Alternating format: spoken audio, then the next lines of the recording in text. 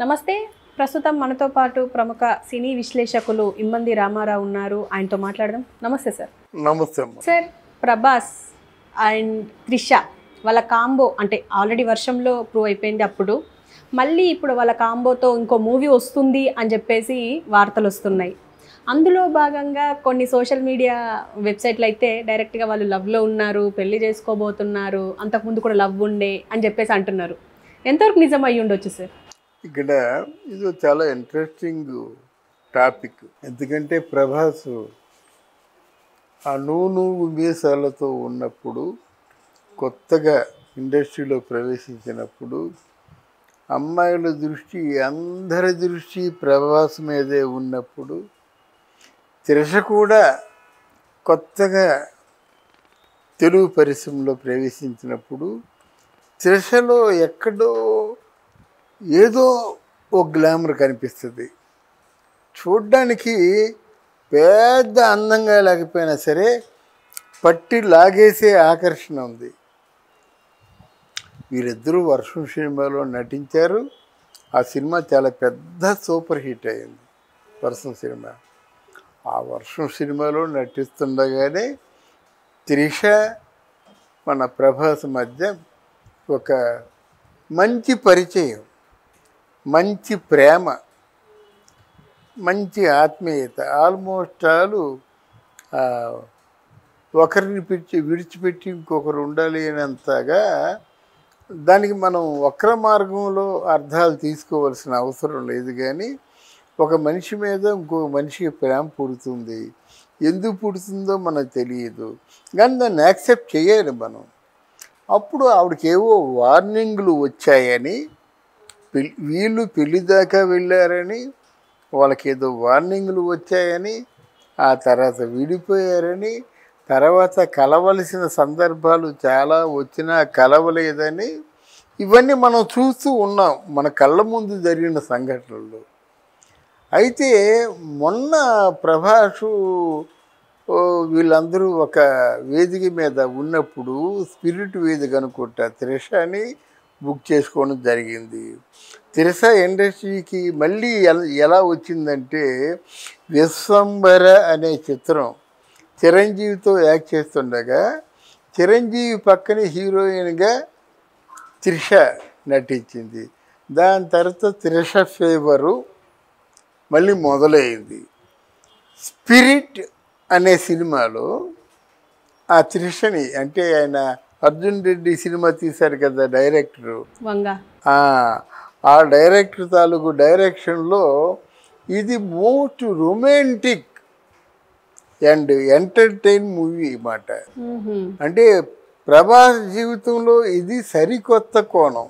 ఇంతవరకు ఏవో కల్కి కొండల్ని పిండి చేసేయడం అన్నీ ఉన్నాయి కదా, అది కాకుండా ఒక హీరోగా, మ్యాన్లీగా, ఒక డీప్ హ్యాండ్సమ్ లవర్గా దీనిలో కనిపించబోతున్నాడు.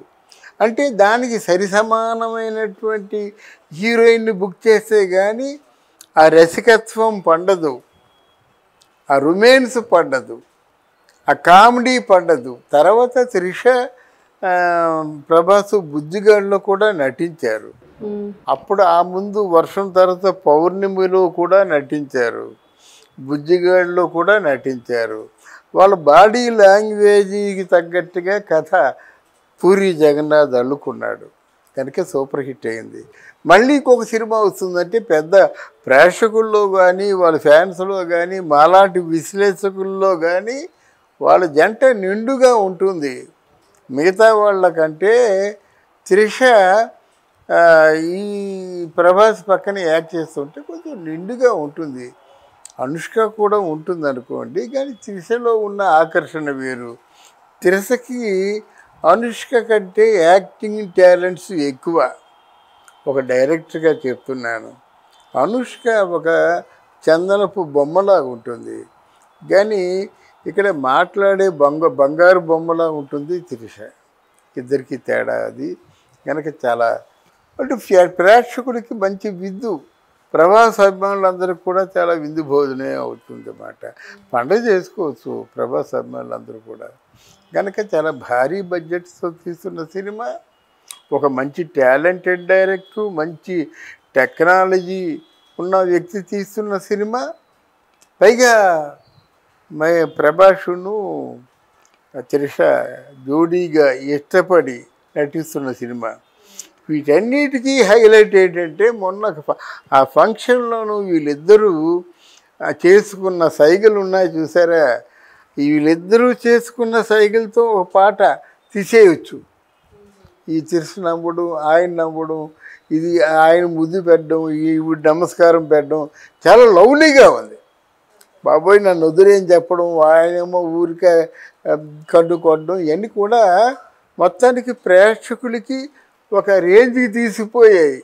వీళ్ళిద్దరూ కలిసి నటించబోయే సినిమా ఎంత రొమాంటిక్గా ఉంటుందో అనేటువంటి రేంజ్కి తీసిపోయాయి. అది అది దీనికి కూడా ఒక ఆధారం ఉంది. తమిళ్లో విజయ్ కూడా ఇప్పుడు ప్రభాసు త్రిష ఎలాగో తమిళ్లో విజయ్ త్రిష అలాగే. ఏ విజయ్ సార్? విజయ్ దళపత సేతుపత? విజయ్ దళపతి మా ఉన్న సూపర్ స్టార్ విజయ్. అయితే వాళ్ళిద్దరూ కూడా ఏం చేశారంటే దాని తర్వాతే ఈ స్కీమ్ ఇక్కడ మొదలుపెట్టింది. కోర్స్ వీళ్ళు ముందు ప్లాన్ చేసుకొని వాళ్ళు చేస్తున్నారనుకోండి, అక్కడ కూడా అంతే. ఆయన ఫ్లయింగ్ కిస్ ఇవ్వడం, ఇలా రిసీవ్ చేసుకోవడం, ఇలా అనుకోవడం, ఇవన్నీ చాలా అంటే అక్కడ రొమాంటిక్గా ఏ స్థాయి వెళ్ళి చెయ్యాలో ఆ స్థాయికి వెళ్ళి చేశారు, నిజంగా చేశారు. ఇక్కడ అదే రిపీట్ అయ్యింది కనుక ఎనీవే ఫ్యాన్స్కి పండగ. మనం ఆ సినిమా ఎంత గొప్పగా వస్తుందో అని ముందుగా ఊహించగలం. మంచి డైరెక్టరు, మంచి హీరో, మంచి హీరోయిన్, ఇంక అంతకంటే ఊహించేది ఏముంది, కలలుగంటూ కూర్చోవడమే. అంటే ఇప్పుడు మళ్ళీ త్రిష అటు ప్రభాస్ ఫ్యాన్స్కి ఇది ఒక పండగ అనుకోవచ్చా? మామూలు పండగ కాదు, బఫే డిన్నర్ అంతే. ఇక తర్వాత ఇంకా కలలుగంటూ కూర్చోవడం వాళ్ళు ఏ రేంజ్లో చేస్తారో డెఫినెట్గా. ఇప్పుడు ఇద్దరు ప్రభాసు ఇంటర్నేషనల్ స్టార్ కదా, అంటే ఆయన తాలూకు సినిమా రేంజ్ ఎలాగ ఉండాలి, ఇంటర్నేషనల్ రేంజ్లో ఉండాలి కనుక ఆ స్థాయిలో తీస్తారు. మనం చెప్తే కానీ తీరు, వాళ్ళకి తప్పకుండా తీస్తారు. తీసుకోకపోతే డబ్బులు రావు కనుక ఇన్ని కలిసి వచ్చాయి కనుక వాళ్ళకి ఆ సినిమాని మనం బాగా ఎక్స్పెక్ట్ చేయొచ్చు. మనం అందరం కోరుకుందాం ప్రభాస్ ఫ్యాన్స్కి ఇది చాలా నచ్చిన సినిమా అవుతుంది. నాగార్జున జీవితంలో నిన్నే పెళ్ళాడుతా సినిమా ఎంత రొమాంటిక్గా ఉందో అంత రొమాంటిక్గా ఉండబోతుంది.